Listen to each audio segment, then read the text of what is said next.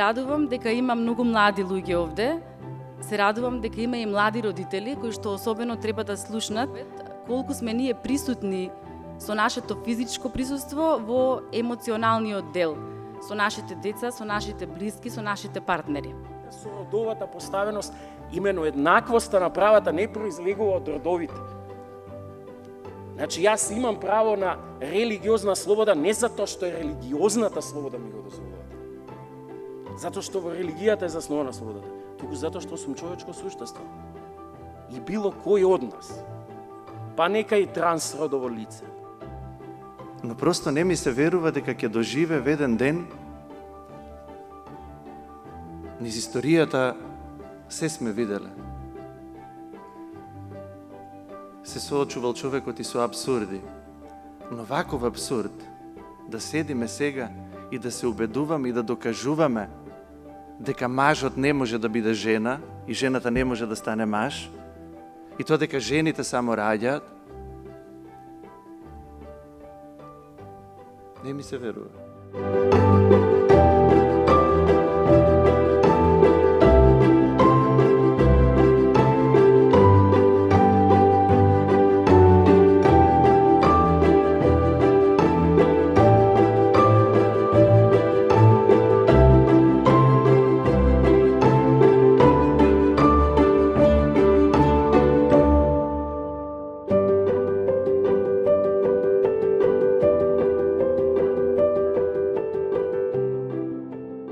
Дефиницијата на Светска здравствена организација и во духот на истата, практично и ние го запазуваме целиот контекст дека здравјето воопшто не е само отсуство на болест. Тоа е една категорија на психосоцијална благосостојба која подразбира неколку димензии, покрај физичката, психолошко-социјалната и менталната категорија, но во поново време се дефинира и една четврта димензија во севкупното здравје која е позната како духовно здравје. И гледам еден ваков настан, гледам настан за кој што има голем интерес, тоа ми значи многу, гледам организација како што е Елеуса, каква што не гледам во остатокот од Македонија, бидејќи тоа е една организација која што е светилник и ми значи вашата покана и ми значи вашето постоење. Духовното здравје или духовност или духовна личност звучи премногу абстрактно, а човекот не е само дух. Ниту пак личноста го подразбира тоа само. Човекот е психосоматска целина, а станува духовна кога ќе осени благодата на Светиот Дух. Тогаш станува духовна во заедница со Бог.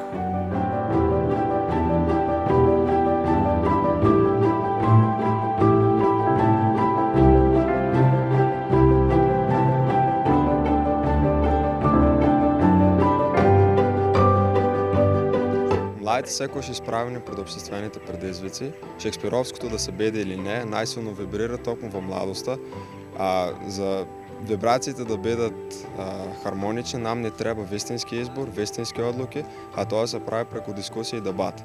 Преплавени сме со милиони информации и затоа мора да одбегнеме замката помеѓу вистината и симулакрумот. Посебно интересни ми беа трибините на Елеуса фондација, делот кај што го прошируваме нашето знаење и делот за потврдување на нашите ставови.